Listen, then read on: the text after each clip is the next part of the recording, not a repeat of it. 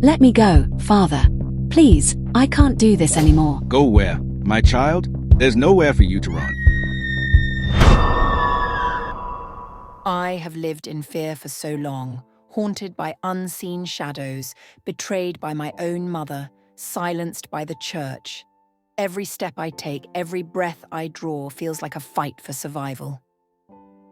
Damien was supposed to be gone, but his darkness still lingers, creeping into every corner of my life.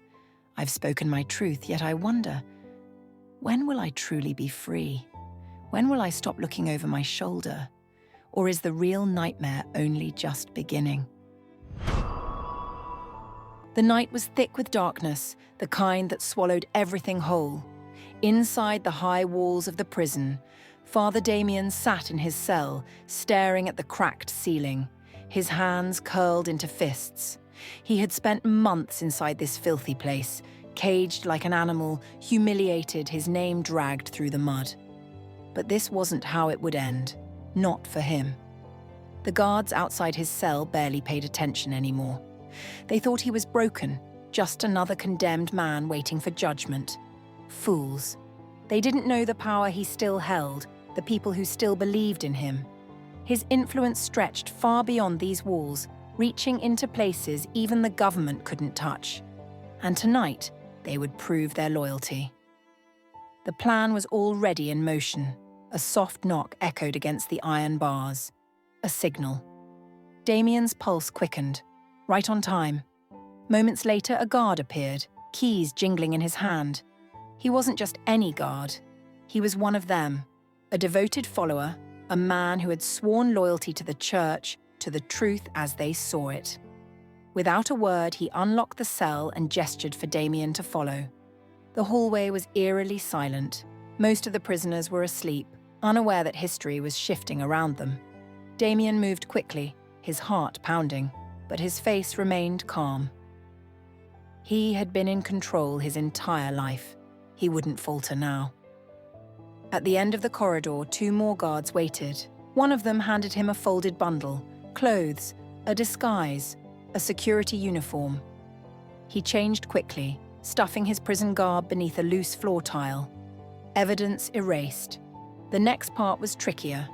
Cameras lined the walls, recording everything, but the guards had taken care of that too. A sudden power surge cut the feed, plunging the prison into a brief blackout. Just long enough. They moved through the checkpoints like ghosts, silent, invisible. Each step took him closer to freedom. When they reached the infirmary, a waiting stretcher lay in place. A decoy. The guards lifted him onto it, strapping him down like an unconscious patient. If anyone questioned them, they would say he had suffered a seizure. The doors to the outside world loomed ahead. A final checkpoint. The guard on duty squinted, suspicious. "Who's this?" "Critical condition," one of Damien's men answered smoothly. "We need to get him to the hospital now." The hesitation lasted only a second, but it was enough to send a ripple of doubt through the air. Damien held his breath. Then the guard nodded, stepping aside. The gates opened. Cool night air hit his skin, carrying the scent of rain and burning trash. A van waited just outside, engine running. As soon as they reached it, the straps were undone, and Damien climbed in. The doors slammed shut. They sped off into the night, leaving the prison behind. Inside the van, Damien exhaled slowly, stretching his fingers. He could almost taste the freedom. But this wasn't enough. Not yet. His enemies had tried to destroy him, to strip him of everything, and one name burned in his mind above all others. Adaora. The girl who had started it all. The one who had dared to challenge him, to ruin everything he had built. He would not let her win. His voice was quiet but firm. "Find me the best. No mistakes." The man in the driver's seat didn't need an explanation. He nodded. The hunt had begun. Adaora felt the first prickle of unease the moment she stepped out of Mama Ejima's house. The air was too still, the street too quiet, as if the entire world was holding its breath. She pulled her shawl tighter around her shoulders, scanning the dimly lit road ahead. Something was wrong. She wasn't sure how she knew, but the feeling settled deep in her bones. Her footsteps quickened. The small bag she carried felt heavier than before. She told herself she was imagining things, that the shadows stretching along the walls were just tricks of the light. But the fear in her chest had already taken root. Then she heard it. A soft shuffle behind her. Slow. Calculated. Not the hurried steps of a passerby, not the casual stroll of someone heading home. Someone was following her. She didn't stop. She didn't look back. Every instinct screamed at her to keep moving. The road ahead led to the market square. If she could get there, she wouldn't be alone. A voice sliced through the silence, deep, calm, too calm. Adaora. Her breath caught in her throat. She turned and her stomach twisted. A man stood under the streetlight, dressed in dark clothes, his face shadowed. But she could see his eyes, cold, empty. "You've made powerful enemies," he said, taking a step forward. Her pulse pounded. She didn't know this man, but she knew what he was. A warning, a threat, a message. She forced herself to stand her ground. "Who are you?" The man tilted his head as if amused. "A messenger." His smile was slow, deliberate. "Father Damien sends his regards." Her heart nearly stopped. Damien. He was supposed to be in prison. He was supposed to be gone. The man took another step, his fingers brushing something inside his jacket. A gun. A knife. Her blood turned ice cold. "You should have kept quiet," he continued. "You should have walked away, but you didn't." His voice lowered. "And now, you won't get another chance." Adaora's body locked in place, every muscle screaming at her to run, but she couldn't move. The weight of his words pressed down on her, suffocating. Then, in the distance, the sound of voices, laughter, footsteps approaching from the main road. The man's eyes flicked toward the noise, his expression hardening. "Lucky you," he murmured. He stepped back, fading into the shadows like smoke. Gone. Adaora stood frozen, her breath ragged, her hands trembling. The fear was like poison seeping into her veins. This wasn't over. Damien had escaped, and he wasn't finished with her yet. Adaora knew she was being watched.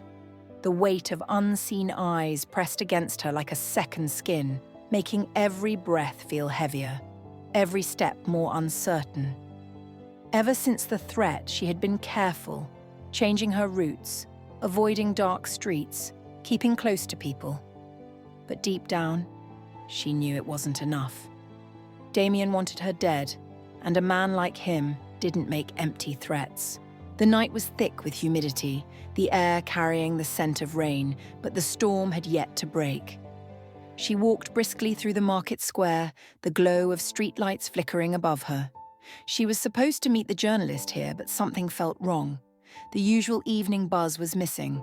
The few vendors still packing up their goods moved with unease, their conversations hushed. A sudden rustle. Footsteps. Too many.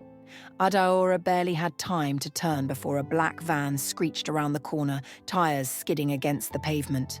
The doors flew open, and masked men poured out like shadows, their movements swift, precise. Gunmen. Her stomach dropped. She ran. Shouts erupted behind her. She didn't see who fired first, only heard the sharp crack of gunfire splitting the air. The crowd scattered, screams tearing through the market as chaos exploded around her. Bullets tore through wooden stalls, shattering baskets of fruit, splintering tables. She ducked, weaving through the narrow alleys, her lungs burning. The assassins were fast, too fast. She could hear them closing in. Then, another sound. A deep, thundering roar. Engines. A military truck skidded into view at the far end of the market, its doors swinging open. Soldiers spilled out, rifles raised. For one breathless moment, everything was still. Then, the world detonated. Gunfire erupted from all sides, a storm of bullets ripping through the air. The assassins returned fire, diving behind cover, their black-clad bodies moving like shadows. Sparks flew as bullets struck metal, ricocheting off crates and lampposts. Adaora flattened herself behind an overturned cart, her heart hammering. The assassins were trained, but the military was relentless. They moved with brutal efficiency, closing in, cutting off escape routes. One by one, the gunmen fell, their bodies crumpling into the dirt. And then she saw him, Damien. He was there, in the thick of it, his face twisted in desperation. He hadn't planned for this. His eyes locked onto hers, and for the first time, she saw something new in them. Fear. He turned to run. A gunshot rang out. Damien staggered, his body jerking as a bullet tore through his side.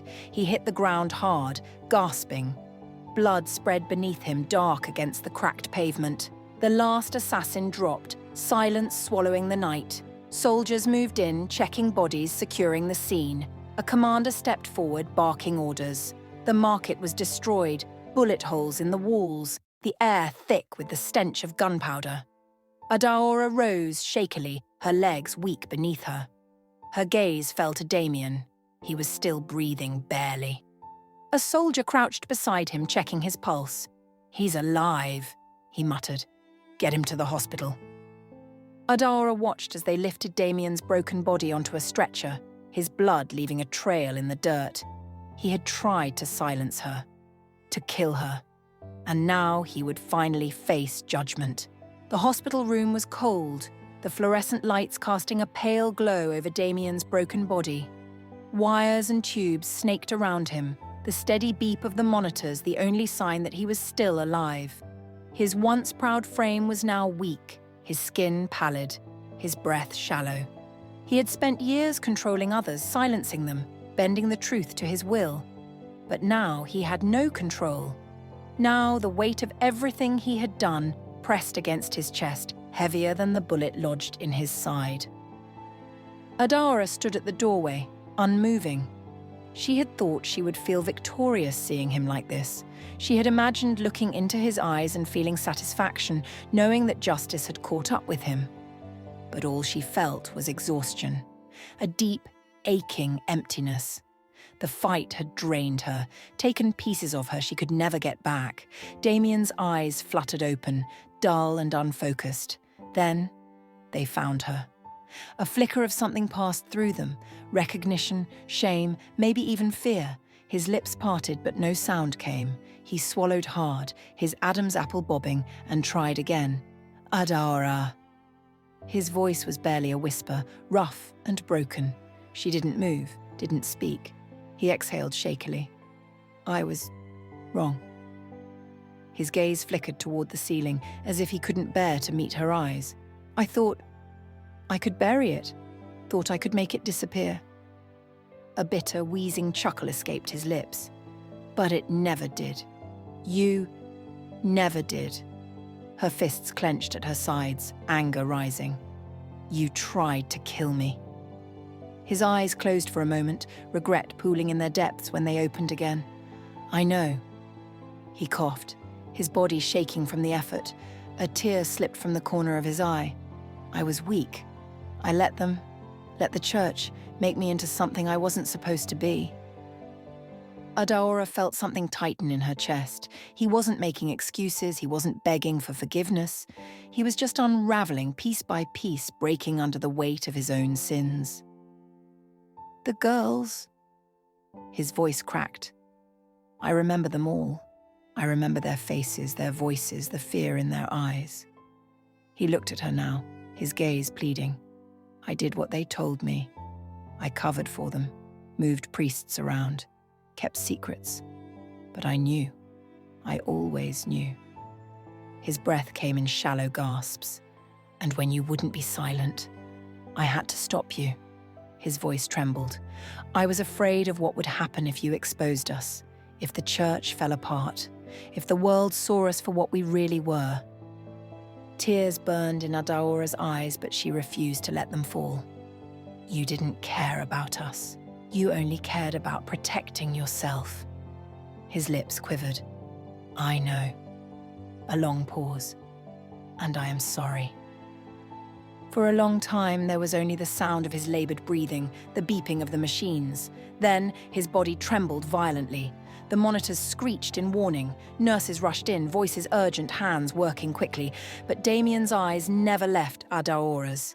"Tell them," he gasped, his voice barely audible now. "Tell them everything." Then his body stilled. The machines let out a long, sharp wail. The nurses muttered, checking for a pulse. One of them sighed, lowering her head. "Time of death." Adaora turned away. There was nothing left to say. The truth was already out. Adaora stood in front of the government building, the cool morning breeze brushing against her skin. The weight of everything she had been through sat heavy on her chest. Yet for the first time in years, she could breathe. The nightmare was over. Father Damien was dead. His conspirators were either gone or behind bars. The silence that had protected them for so long had finally been shattered. Justice had come, not as swiftly as she had once hoped, but it had come nonetheless. She looked over at her mother, standing a few feet away, tears shimmering in her tired eyes. Mama Ada had lost so much, but in the end, she had chosen the right side. Adaora hadn't fully forgiven her, not yet. The wounds were still too fresh, the betrayal still too deep. But when her mother reached for her hand, she didn't pull away. The government official approached, holding out a set of keys, a stack of papers.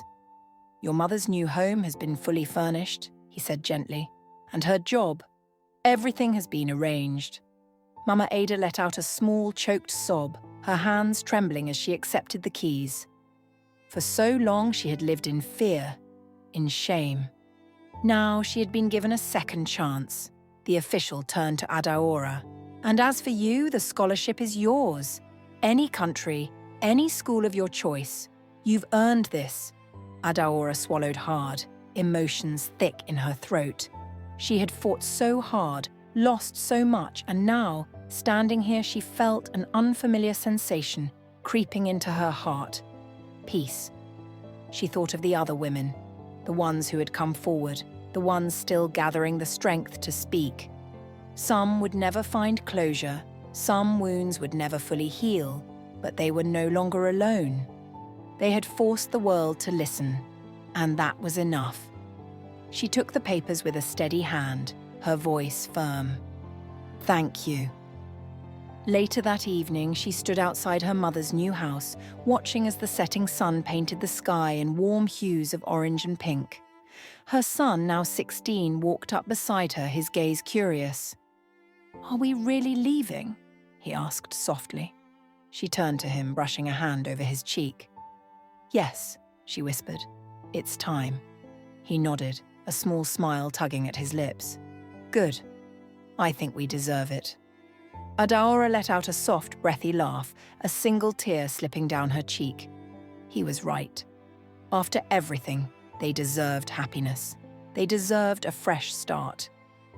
As she looked at the road ahead, she no longer saw darkness, no longer felt the chains of her past holding her back.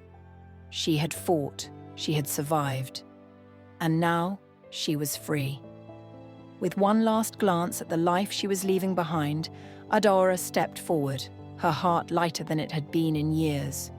For the first time, she was truly, finally, at peace.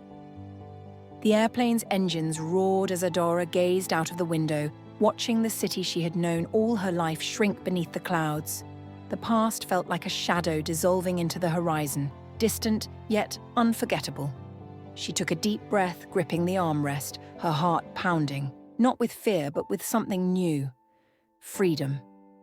Beside her, her son sat with his headphones on, lost in his own world. 16 years old, tall, strong, with eyes that had seen too much pain but still held hope. He turned to her, offering a small, knowing smile. "Are you okay, Mom?" She exhaled, nodding. "Yes, I really am." The weight of survival had shaped her, but now, for the first time, she wasn't just surviving. She was living. The nightmare was over. No more fear, no more whispers, no more looking over her shoulder waiting for the past to catch up. The scholarship had given her a chance to rebuild, to start over in a place where her name wasn't a whispered scandal, where she wasn't just the girl who fought the church. She was more than her pain, more than her scars. She was a woman who had won. The captain's voice crackled over the speakers, announcing their descent into a new country, a new life. Adaora closed her eyes, letting the words sink in. Everything was different now. Her mother had a new home, a new job. The corrupt had fallen. The innocent had been heard. The ones who had suffered had seen justice served. She reached for her son's hand, squeezing it gently. "We're free," she whispered. The wheels touched the ground, the plane slowing. She let out a deep breath, feeling the shift in the air in her soul. As she stepped onto foreign soil, she didn't look back. She had no regrets, no doubts. Only the future awaited her now. A new beginning, a new life, and for the first time in years, Adaora knew exactly who she was. Unbreakable.